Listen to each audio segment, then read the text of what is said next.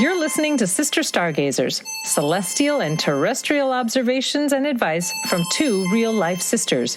Welcome, fellow stargazers. Your sisters are in the house. Hi, Jude. Hi, Sarah. How are you? I'm good. How are you doing? I'm good.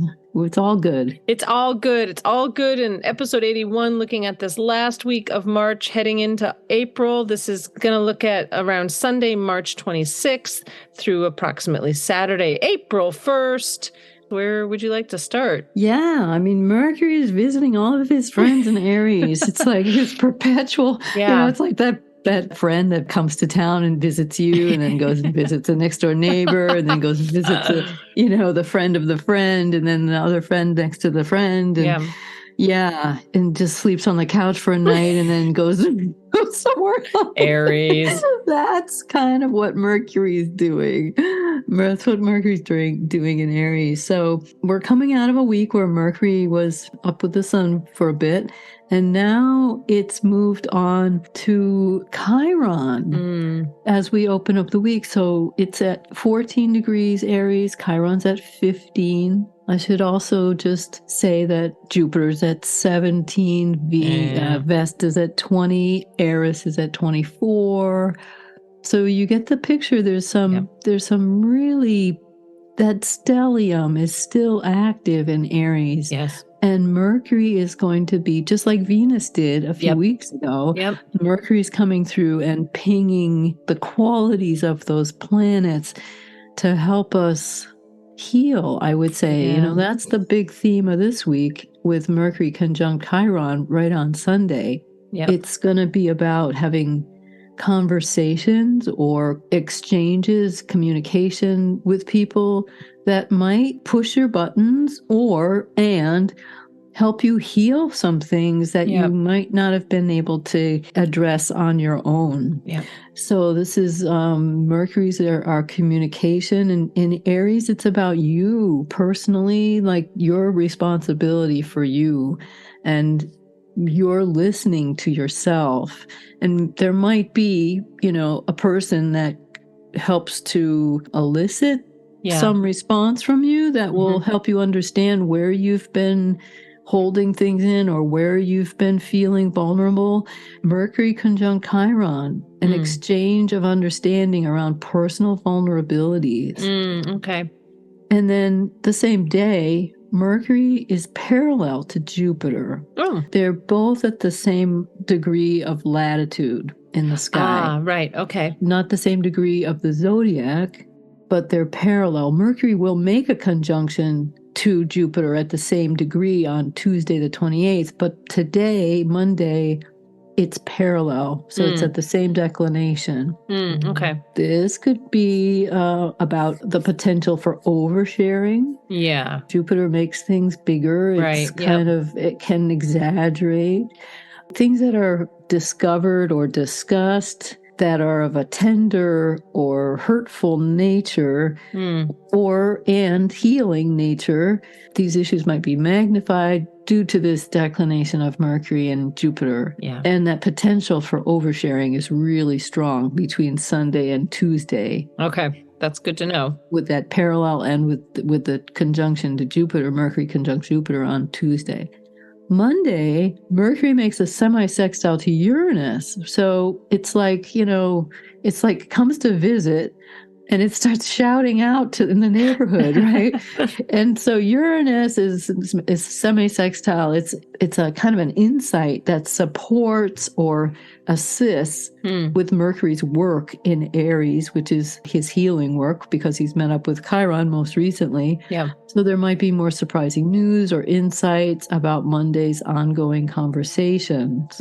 Okay. The moon in Gemini squares Neptune. So the moon is going to be at the same place that Mars was last week. So 27, 25, 26 degrees of Gemini, making a square back to Neptune in Pisces.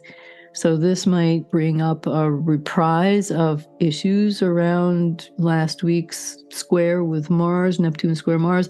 It could be just feelings or confusions or combativeness. The moon in Gemini loves to chatter. It's also rumor. Moon in Gemini square Neptune could be just rumors, just talking without really knowing anything, just to talk and start something. So not so good, just to watch out for that. In the best of times, it would be confused feelings. But because Mercury is so involved this week, I would just really, really watch out for that, that sense of exaggerating things or being deceptive or even confusion. Try to be very clear with what you're expressing or even feeling. Great. Tuesday, the 28th, Mercury conjuncts Jupiter. Oh my gosh. Yeah, this is just Mercury's on a roll. So this brings good judgment. Okay. It's the capacity to take in the bigger picture. It's also speculation. So that moon in Gemini squaring Neptune, this is again kind of a cautionary note. Yes. Jupiter encourages us to be expansive and to think big, but in the best sense, it's going to be positive thinking. Okay, yeah. And applying yourself in learning or in teaching. Okay, great. Yeah. The moon will make a conjunction to Mars. So this will give us, this is going to be Mars in Cancer now. Right, yes. So this will give us the impetus to feel and to care and to have courage and also leadership. Lead with our heart, basically. Lead with our feelings. Yeah. Nice, yeah.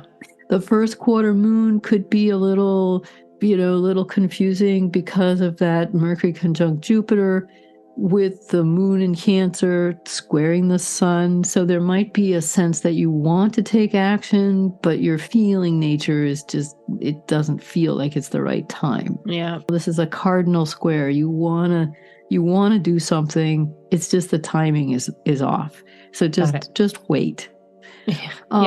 Yep.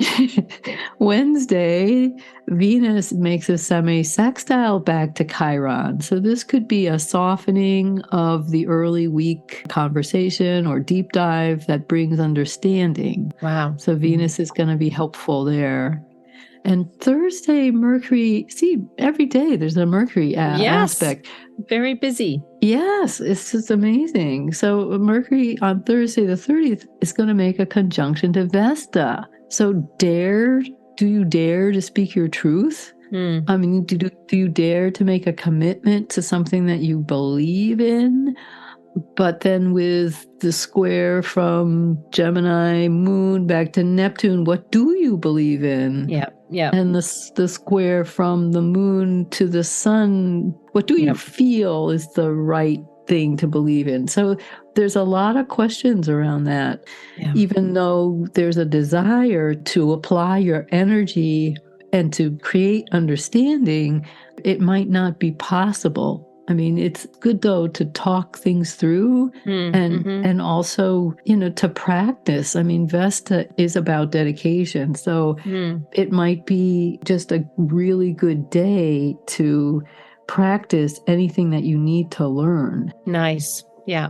Mercury will also, on the same day, make a semi-sextile to Neptune. So this will help you find the dream, find the inspiration. Okay. It's going to be about finding your inspiration to do the work that you want to do. And that's Mercury conjunct Vesta.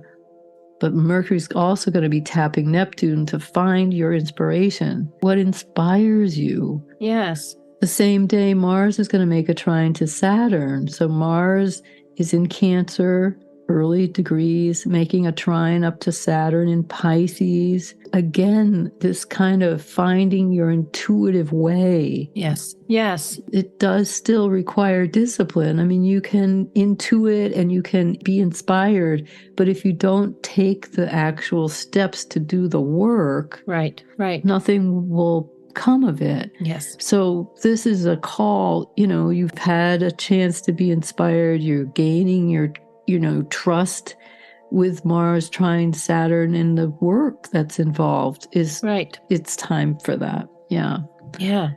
The same day, Venus conjuncts Uranus. So that again is just reinforcing that whole idea of inspiration. Yeah. And this could also signify a new person coming into your life or a new creative project. Okay. And it can also be a little unpredictable, like maybe just something kind of flying out of the blue, but it's something that might work, Okay. Mercury on Friday the 31st will make a conjunction to Eris. Now, is this in Aries? Yes. Is there more coming? I know this is just this week. We're not quite through. Will there be more of Mercury, or is that the last Aries conjunction for Mercury? Well, for 88 days. Okay. But here in Aries, yeah. Yeah. It takes Mercury that long to make it around the sun. But yeah, so Mercury will conjunct Eris in Aries. He's visited all his friends in Aries. He's gone through everyone. In this week, in this 1 week. Oh my gosh. He's so fast. Yeah. Fleet-footed Mercury, right? Quicksilver. Right, exactly. Yeah. Wings on his feet. Remember the band Quicksilver Messenger Service? Quicksilver We should play something from them. I'm not great with bands and the music, but if I hear it, I'll probably recognize it. It's from the 60s. Yeah, that would be perfect this week. Excellent. With Mercury. So yeah, Mercury makes a conjunction with Eris.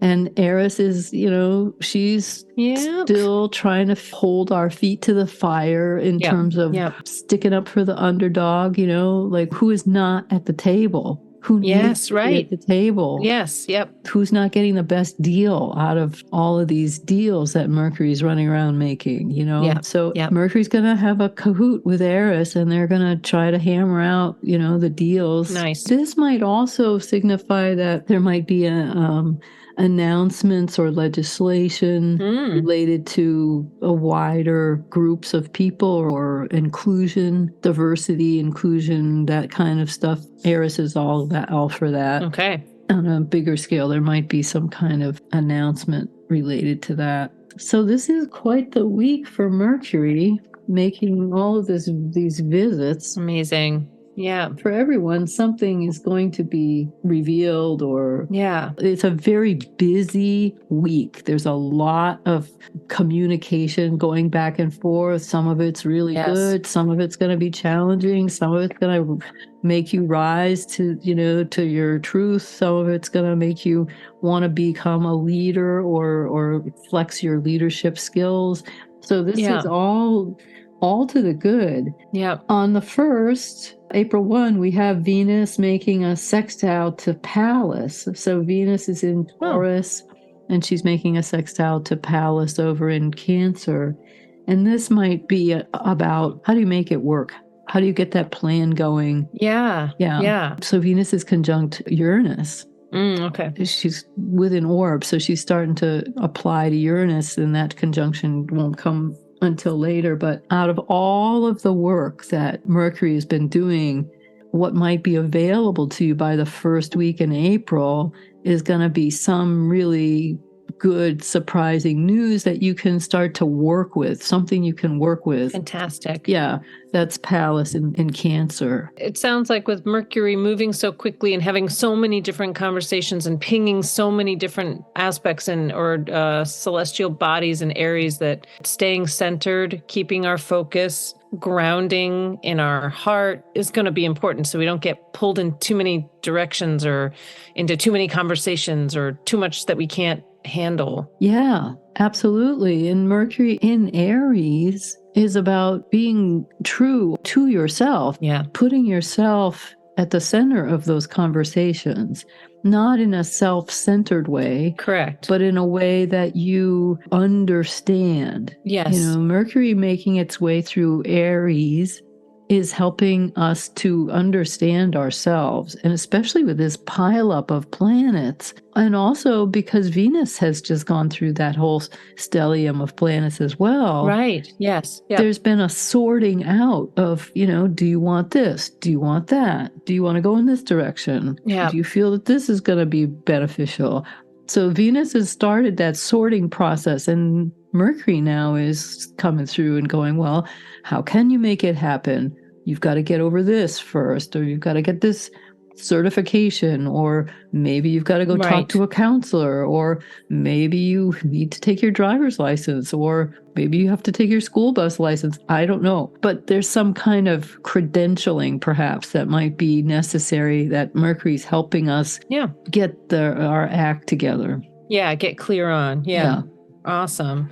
I wanted to mention that the card that came out on the top of the deck was the World, and on the bottom of the deck was last week's card of the Wand, the Ace of Wands. But the World, when we're talking, you were just talking about holding our center. It's this gorgeous card because in the center of this wreath is this dancer. And then in each of the four corners are these symbols in these swirling clouds. And it's sort of like in the swirl of the world outside of yourself, how with the inside of yourself, your internal, your subconscious, your being, that you find a space for clarity, for balance, for centering. And also, I want to say, like, to dance your dance through this, to dance through whatever the swirling of the world is happening. There's this figure in the center of the world who is kind of just in their sphere of beingness, if I can say, despite everything that's going on outside this circle of this wreath that's bound in these red sashes. They're dancing their dance kind of through it. And I think that feels like a practice that this week, especially just to maneuvering through all this energy of Mercury. Yes. Does the figure have two batons? Does it have a baton in each hand? A wand in each hand, yeah.